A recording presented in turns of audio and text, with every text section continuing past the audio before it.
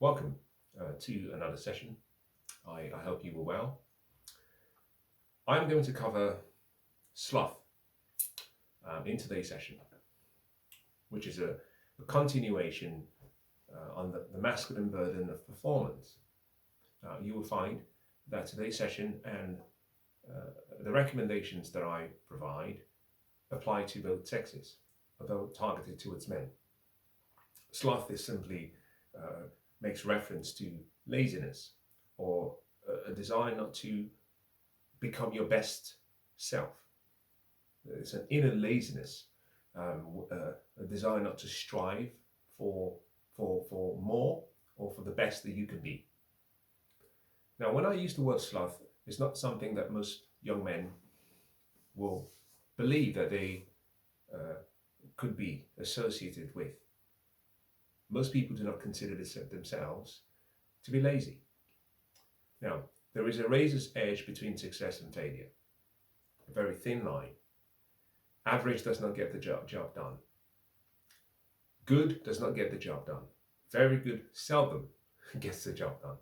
As a matter of fact, you have to be outstanding or exceptional to have a higher probability of success than the rest.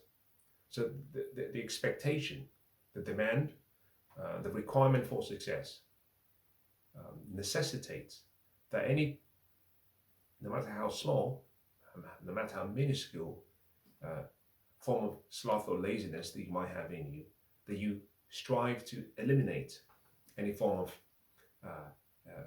you might say, habit, temperament, mindset, attitude, or activity associated with laziness. In the West, there is a positive and a negative side to developments that have occurred since the 1940s. We have solved primarily since the Second World Wars. We have solved the issue of security and safety. We had a relatively prosperous period of peace. The consequence or the unintended consequence of what is, in my opinion, a miracle, which is less wars and less killing and less dying, is we also created a society of lazy people. Because we've had abundance and we've had prosperity and we've had success in the West, on the average, much more than we've seen or we had seen in the, say, 200 years prior. Now, this has created 2 or 3 generations that have nothing comparable to either the Great Generation or the Silent Generation. The baby boom generation, which the generation of my parents, which and whom I hold very responsible for a lot of the laziness we see in young people today, were the first generation for which they were exposed to a life without the need for survival, without the need to focus on security and safety, and the basic physiological needs. Because the baby boom generation, born between 45 all the way up to about 1960, going up to 62, 63, 64 sometimes, if you depend on how you classify that generation, they saw their parents and their grandparents suffer. The parents and the grandparents decided to give their children the best life that they could give. The baby boom generation reproduced Generation X and Generation Millennial or Y, and X and Y and millennials have reproduced. And what we've found is that in the West, because we do not have that need for physiological needs, we focus more on our selfish needs. We've become more lazy. Now, when you combine this with the fact that we've moved from a labor society to more of a service economy, we don't do manual jobs. Technology, since the turn of the 20th century, has made a huge improvement in how we create all of what we need to make life meaningful. We have the abundance of technology, innovation, new ideas, all coming together to make life easy. So what we used to call work has morphed into something that is a lot more casual. And the past few years, especially during the pandemic, provided an opportunity for people to sit back in their homes. More people sat back in their homes and could still work by doing very little, but still paid for the same amount of money. Now, I'm going to go through sloth and laziness in a manner that I think might be helpful. Because if I was to say to you, as a man, as a young man, that you have an element of laziness, you would think that I am mistaken. I felt the same way in my early 20s and up to my late 30s and even into my 40s. But instead of telling you that there's a possibility that there is some laziness and sloth in you, I'm going to give you recommendations of how you can test yourself to see whether you are working as hard as you can, moving in the direction of your potential, and realizing your true the true possibilities in your life. A simple question is something that we can measure. Success is a numbers game. We keep score with numbers because numbers are easy to measure. Numbers are not the only way of keeping success, but it's a quantitative way. Now, there are qualitative measures. In any case, we keep numbers as scores. The average person, if you ask the average person how many hours they work every day, the average man, you're very likely going to get 40 hours or less. As a matter of fact, on average, in the UK, the number is 35 and slightly below for most men. I'm going to speak to, in today's session, men who are between the age of 23 all the way up to about 45. The reason being, 18 to 22, generally college. So your focus is usually education. 22, you've graduated. 23, you start working. You are, in my opinion, starting to become an adult and no longer burdened with education, which requires a lot of your time. So I'm going to focus on that short group of men, or rather that extended group from 23 all the way up to 45. Let me start by saying as follows. If the average working hours for most men in the UK is less than 35 hours per week, I should have made that very clear, 35 hours per week. That is very little. Now, if you were to look at men who work and men between the age of 23 and 45 in the UK, that number drops from 35 roughly down to about 32 hours and a half per week. That's far too low. Let's park that to the side. Evaluate yourself based on how many hours you work every week to determine whether there's an element of laziness or sloth in you.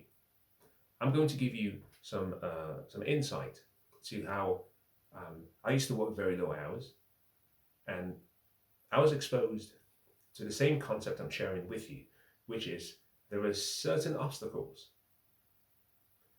that are in the way and hinder each person from achieving their true potential or achieving success. Those obstacles, I classify them as the 7 deadly sins. Laziness is usually one of the most important obstacles that stops most men from achieving success because it's very subtle and relative to other people. You might be doing 40 hours and therefore you might think, well, relative to someone else who is in 35, I'm doing well. But here's the key thing. You don't compare yourself to other people. You compare yourself to your potential and the person that you could be. So I made a radical shift in my early 20s, having finished college, that I would work as hard as I could. But the motivation was because I realized that my ambition for success far exceeded my competence for success. And therefore I realized that using the law of averages, that I could make up, using numbers, what I lacked in competence or experience. It was a simple process. When I started as a graduate engineer, the competition was very fierce. I decided that I would study extra long hours, research, learn about the job qualifications, or rather the job positions and the qualifications and experience required, I did not have the experience. But I could go and find people, find mentors who could teach me whilst waiting to be employed for that position. That I would find books, magazines, trade journals, and study those so that in the interview I could explain how, though I lacked the experience, I had demonstrated that I had the desire and had worked hard enough to be considered for the position. So I started working, and I was lucky enough to get a job. And that began my journey of personal development. I'm going to speak about 3 things in today's session: hard work, personal development, and self-improvement. And I'm going to connect all of them at some point by explaining how a holistic approach is required for success. Now, sloth and laziness act as an obstacle in each area of life. Some of the hardest working people in the world are the lowest paid. Hard work alone is not the key to success. You have to be smart and intelligent. But being smart and intelligent alone is not the only key to success. Attracting success and retaining success are 2 different things. But we live in a constantly changing environment, and therefore, in addition to accepting change and recognizing that there will always be competition, and recognizing that you have to work twice as hard because your competition is no longer in the UK alone, it's global. We're seeing service jobs move abroad. The lockdown created an opportunity for people to work remotely from anywhere. In the 1990s, going into the 2000s, going up to the early part of the noughties, we saw China join the World Trade Organization. And for the first time, we saw blue-collar jobs leave the West to places like China and to places like India. And those with blue-collar jobs were crushed. Most people in the West did not feel that it was a crisis because it didn't affect most people. We are seeing for the first time the same eradication of jobs in the West, but this time service workers are the ones who are suffering because a person who has a computer or laptop in Croatia can do your job just as well as you can. The lockdown has shown us that we do not always have to be in the same office. Hence, you need a competitive advantage. Showing up is not good enough. You need to be willing to do whatever it takes because your best is not good enough. So let me start as follows. What should be the standard working hours should be 40 hours, or more precisely, 37.5 hours in the UK. If that's what you're doing on a daily basis, on a weekly basis rather, that's not good enough. That is below average if you want to be successful. Now, remember, I'm talking about success. If you want to be successful, 40 hours a week will not cut it. It's way too low. But let me expand this so you can understand how it works. Generally speaking, working hours 9 to 5:30 in the UK. You also get a 1-hour break. I made a change. It was like a light bulb moment many years ago, in my early 20s. I decided I would wake up at 5 a.m. I joined, and here is an invitation to you. I joined what I call the 5 a.m. club. I'm inviting you to join the 5 a.m. club, meaning wake up at 5. I started work at 9:30 previously, and I would wake up at 7:30 and I had 2 hours to get ready, have breakfast, get on the train, or get in the car and go to work, and get to work just at 9. At the time, following that schedule seemed fine, but here was the issue. I traveled at the same time as everyone else, and so sometimes my travel journey took much longer because everyone was traveling at the same time. So I decided that in order to make up in numbers what I lacked in experience and activity and skill, that I will use my time. Time is what you trade or exchange for anything you want. What you do not have in your life is simply a reflection of what you have been unwilling to exchange your time for. So I woke up at 5 in the morning. I was in the office at 6. Between 6 and 9, when people started to arrive, I had 3 hours in the office to work. Now, here, this is what was the most fascinating part of my experience. That 3 hours, in 3 hours, I achieved more than what I normally would achieve between 9 and 5:30 on a normal day. The reason was simple. I had no distractions. You see, we're distracted in the workplace almost every 15 minutes, and it takes us sometimes much more than 15 minutes to get back to what we call a flow state. You were concentrating and then you got distracted. It takes a while before your mind comes back to where you were before you were distracted. And so for most people, emails, telephone conversations, people talking in the background create so much noise and distraction that you cannot focus. There was a study done many years ago that said the average CEO in a company only works at roughly 1 hour to 90 minutes every day, despite being in the office for about 12 to 15 hours. Why? You're firefighting every other person's problems, and your actual tasks are not being done.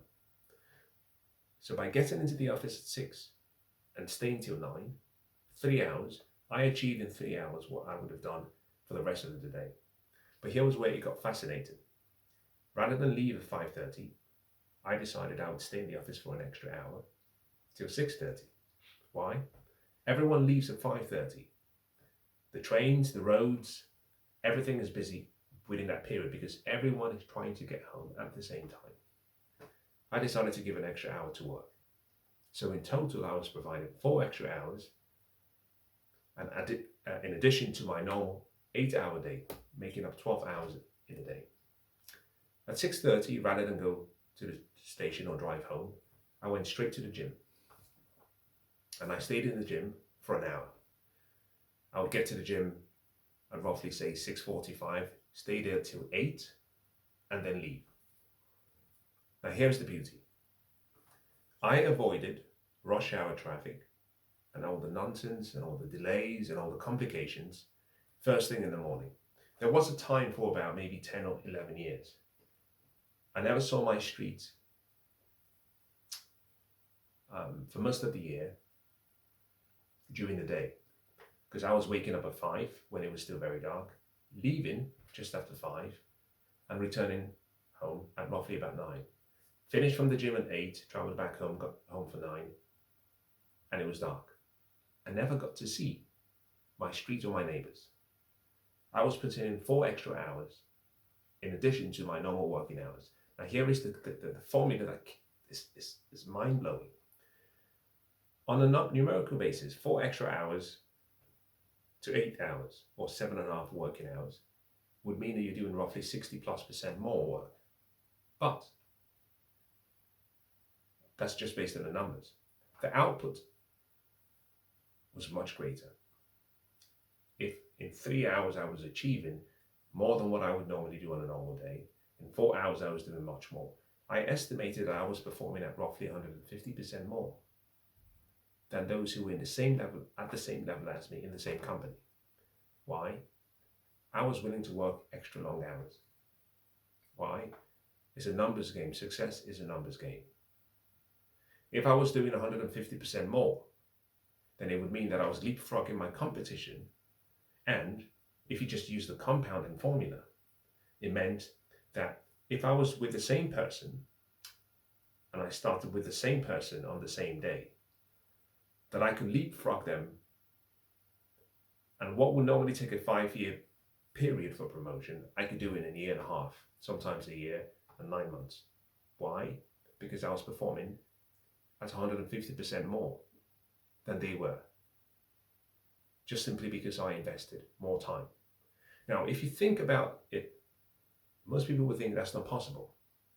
I got home for 9, I had dinner, went to bed at 10:30, and I still was able to have enough sleep to wake up at 5. You can still get 7.5 hours of sleep. But here's the key thing. Rather than put 40 hours per week, I was putting in 12 hours per day, weekdays. On Saturdays, I got up in the morning, 9 o'clock to 2 p.m. in the office. Same thing. I was putting in an extra between 9 and 5 hours. So in total, I was working roughly between 65 hours and 70+ hours every single week. compared to others who are working roughly 40 or 37.5 hours per week. Can you see from a numerical perspective, it's only 60+%, but I was achieving an output and more than 150% more than the next person. To be successful, you have to get rid of any form of laziness. The years between 23, in my opinion, and 30 are the years of sowing. The years between 30 and 35 are the years of failure. You have to be willing to work under an apprentice. You have to be humble, and you have to get rid of any form of laziness. You have to learn how to say yes. Part of the reason I started working long hours was because I would always go back to the people who were much more experienced than I was, and I would ask to help. And there would be times when they would work till 7, and I would stay there with them working till 7. And suddenly what I found was I started to develop a learner's spirit, a spirit of an apprentice. And people were willing to teach and mentor me because they saw that I was willing to learn and I was a hard worker. And news got around in the company very quickly. If you want work done, and if you want someone who you can rely on, who's dependable, why don't you ask mentor? It was a simple question. I was willing to put the early years of my life as a sowing phase in order to reap something in the future. There is a season to sow, there is a season to reap. You cannot do both in the same season. 23 up until 30, 8 years of intense sowing. 30 to 35, intense sowing and failure. You have to be willing to work hard. The more time you spend in the office working, the less time you have for social interactions, distractions, and things that do not invest into your future, but rather hinder from you. Now, this also meant that I spent very little money, so most of my wealth was accumulated at that phase, and I could reinvest. I wasn't going to the pubs or going to the bars because I was always at work. Less than 5% of my time was available for dating or for women. So it meant I wasn't spending money unnecessarily, and I wasn't getting into relationships that took me away from my purpose and my grind. Sloth and laziness keeps most men away from their purpose and their grind, and their mission and their calling. Now let's take all of what I've shared with you, but to one side, that is work. Number 2, personal development. Personal development is all about making yourself the best you can be. But there is a process. Strategies that do not apply disciplined effort, consistent focus, and implementation always lead to failure. None of us is born with the knowledge we need to get us from where we are to where we want to get to. I found I had to learn. To be successful, you have to develop a passion for learning. And that means you have to be at the core, lifelong learner. I think as a goal from about 18 onwards, you should have a goal to read 1 book a week.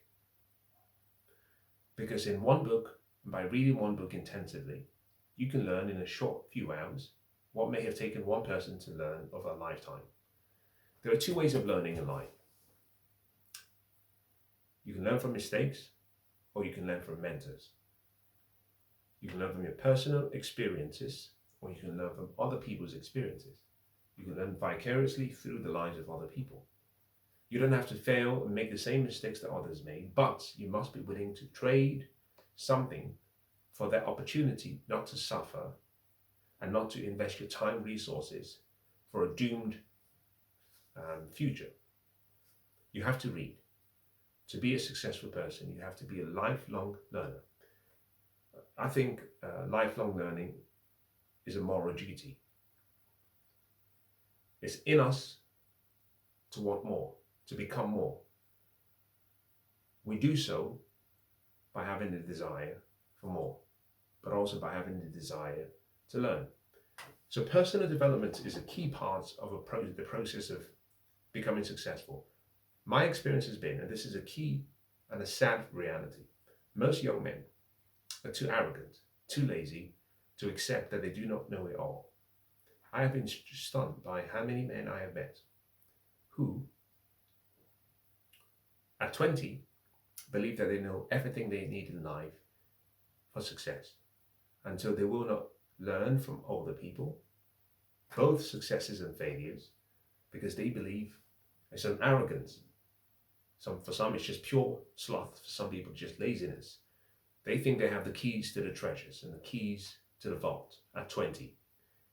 I am learning, and it wasn't until I went above 40 that I realized how little I knew. I use the number 23 to 45 because I think 45 is the point where you start to realize, wow, I've been very lucky because I have been operating for most of my life in erroneous knowledge and information and insight.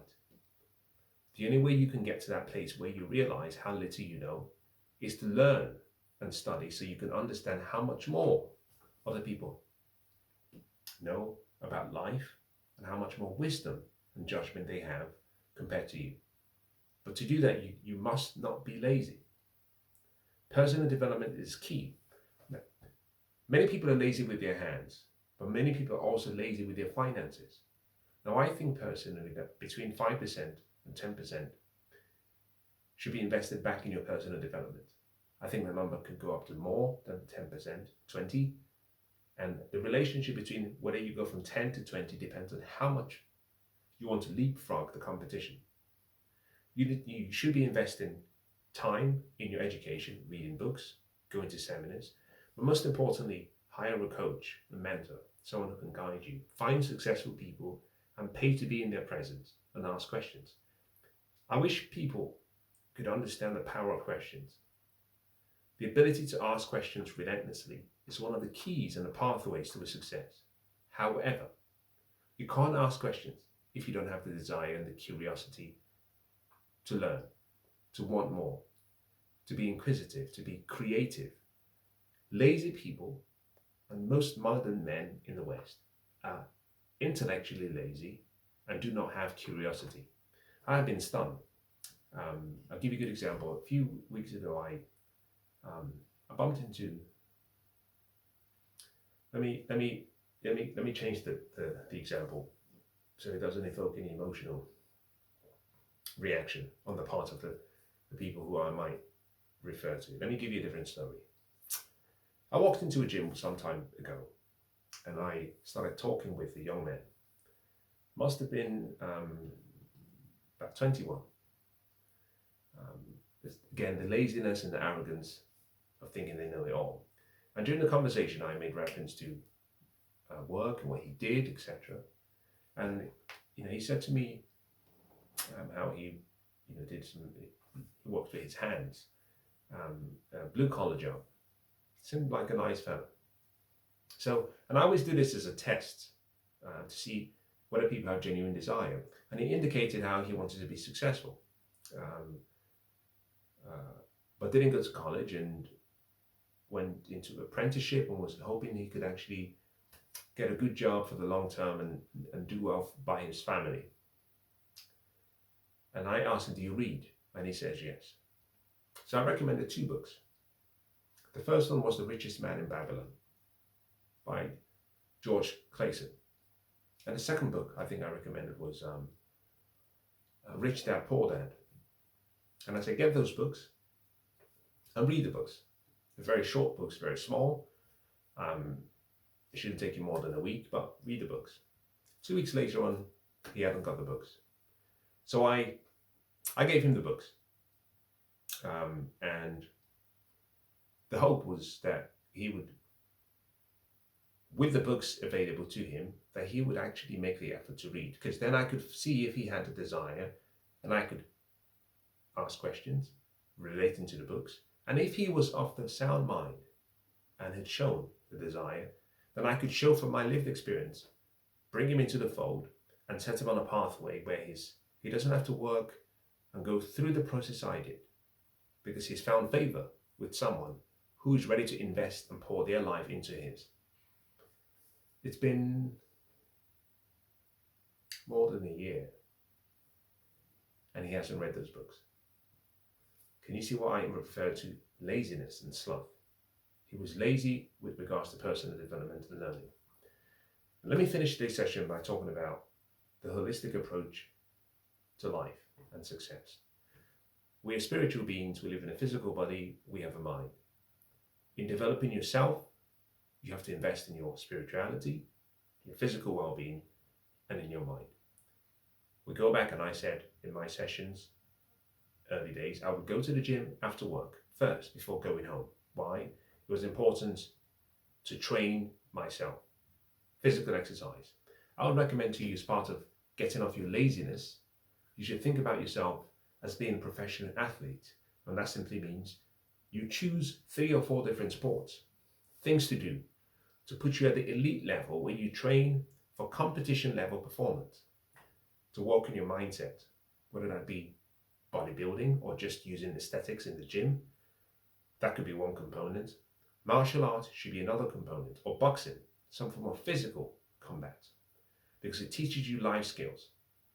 It teaches you routine, boundary setting, dedication, getting great at the basics, showing up on time and following instructions, following the directions of someone who is more knowledgeable than you are, but sees the greatness in you and is trying to pull out that greatness in you.